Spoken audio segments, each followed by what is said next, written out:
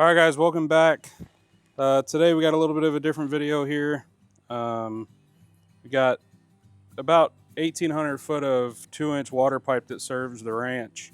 Comes all the way up from the highway, comes all the way through the property and all the way to the back where Pop's house is.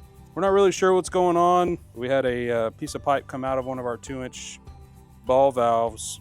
Not sure why. It's been here in the ground for, I don't know, almost 4 years probably now, and it started leaking, and then Pop put the last end of it when he hit it with the shovel, and there was kind of a geyser. But anyway, we're going to we've kind of dug out the area. We're going to cut out some of this stuff that we don't need anymore. We used it for construction water during construction when we were building the house, and we don't really need this hose bib and these other valves and stuff, so we'll cut those out and just replace it with a piece of pipe and a repair fitting, and we'll show you how we do that. So what we got is the water kind of comes from this direction. You'll see right there's a 2-inch valve.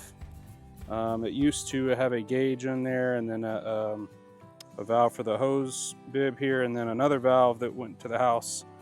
We don't really need any of that, like I said, so we're just going to cut it here and then repair it, and we'll go from there.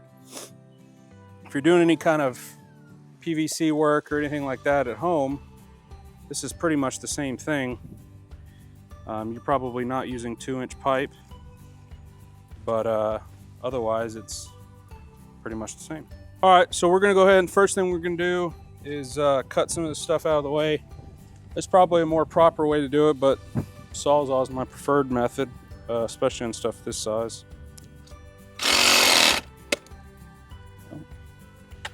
Well, that'll help. That'll help. Jeez.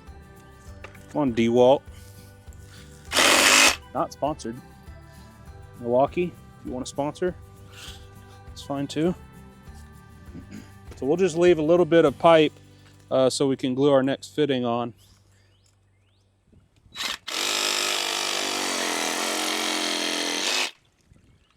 And then we knew that was going to happen. Just kind of do the same thing on this side. Again, just leaving enough so we can glue the room. Yeah. Maybe.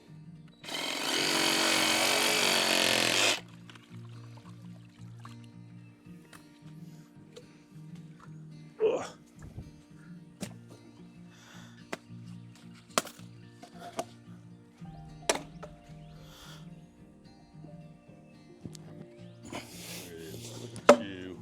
All right, so it looks like most sides are kind of done dripping. Unfortunately, this is the messy part. I'm gonna get down in the hole here a little bit. There's no real two ways about it. It's kind of a messy job. I guess I'd say it's a dirty job, but that might be copyrighted. Don't sue me, Micro. He doesn't seem like the suing type. I'm just basically trying to get the dirt off. I'll use my hand and the hole water. Check the tape. Hole water. Anyway, so I'm just going to get most of the dirt off of my hand, and then use a little bit of a cloth to get the kind of final bit of it off and get it dried off.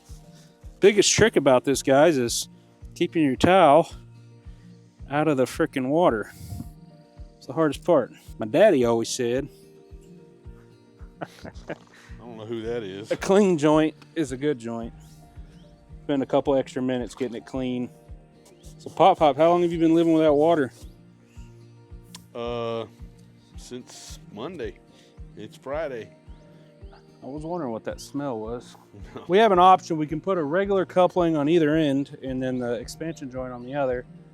I think I'm going to vote put the expansion joint over here, since I think we're just going to go back with one box over this valve, and that way you can kind of see it.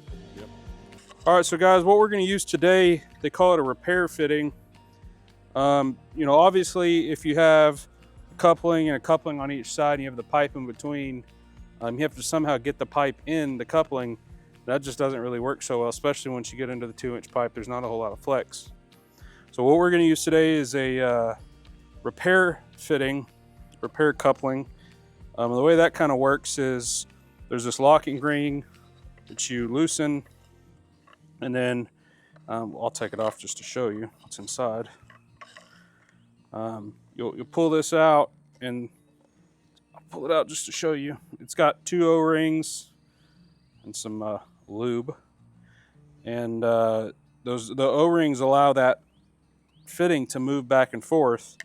So you get your pipe all cut up and glued in except for the one end, and then you once you get your glue and primer on it, you pull it out and push it into the fitting, into the coupling, and then you'll crank down the locking ring, and then that kind of holds it tight so you can get it all in here, and you don't have to build like a big S-turn loop to get your pipe in. And I think it also, you know, if the ground moves, you know, in and out a little bit, I think it does give it a little bit of play too. So hopefully you don't have any problems in the long run. All right, so if you'll hand me the primer.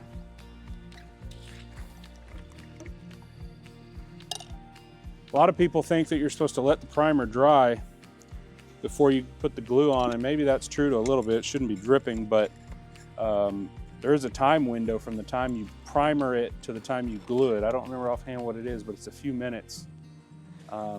So if you prime it and you got to go do something else for a second, you got to come back and prime it again. Like I said, I don't remember exactly what it is, but there is a time window from the time you prime it to the time you glue it. Do the inside of the coupling first. This is probably why I use 4 cans of glue to 1 can of primer. Glue's cheap.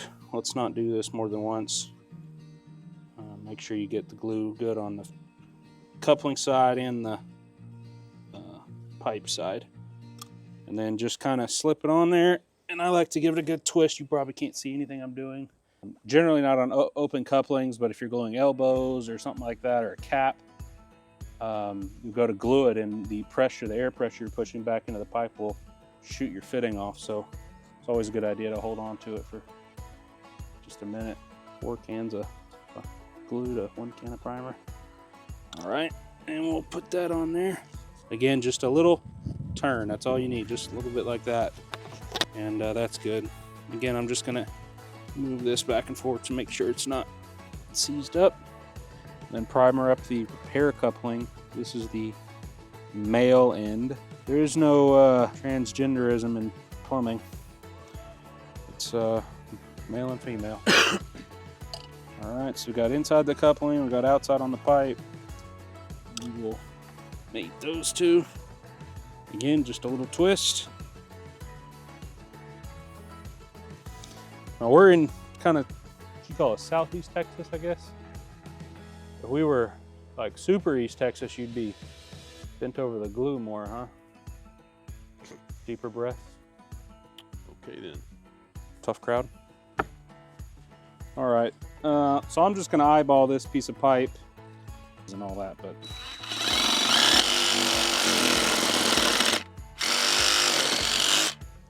This is ranch plumbing. I don't have time for tape measures and pencils.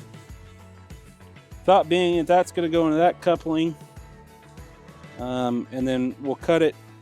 Probably can't see, but we'll cut it flush with this coupling. I think I want to glue this end in. Do your best to keep that out of the ground.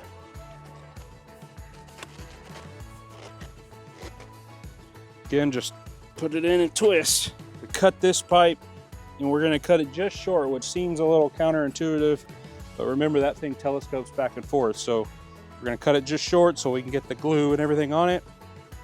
And then when we're ready, we will just telescope it to meet up. Again, glue all the way around. Glue your friend. We're out in the middle of a hole. You're not worried about making a mess. All right, and we will pull that out, and just again with the twist and hold.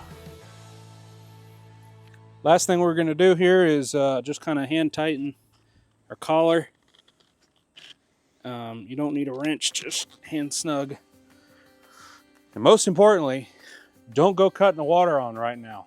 If you watch this channel for any length of time, you know I'm about the most impatient one in the bunch. And I've learned the hard way several times that you gotta let it sit. So it's always something to do on the ranch. So we're going to let this sit for an hour or so before we put water to it. Check back with you guys after a little while. All right, guys, so we're back to our PVC repair. It's been about an hour since we have repaired and kind of let it sit to hopefully cure. One thing I do like to do when you're working on something like this and you're about to send water back to the house is open up like an outdoor spigot. That lets any kind of air slugs and also any kind of dirt that we've introduced kind of run out of that and kind of make it through the house so it doesn't clog up all your aerators and stuff. So we're gonna just crack it open and hope we don't have to hit the deck.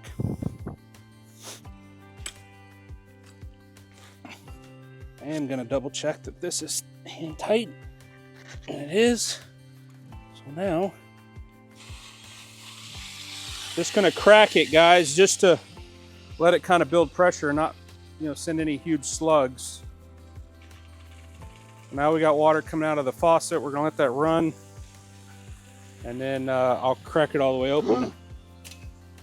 Podge. I didn't do that. All right, go. So now we're gonna crack it all the way open here. We'll let it run for a minute.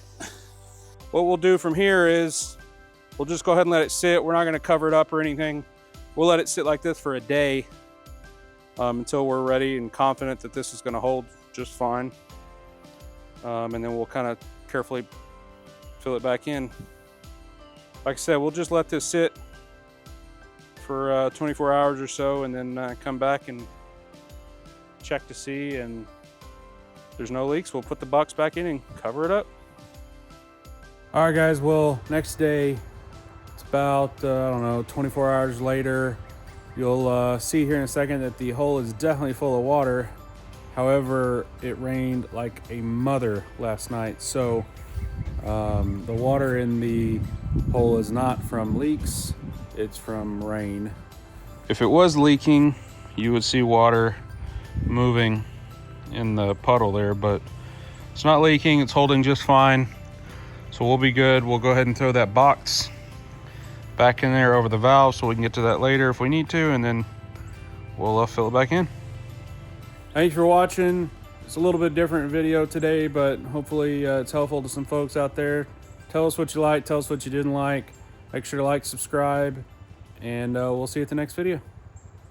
Have a good one.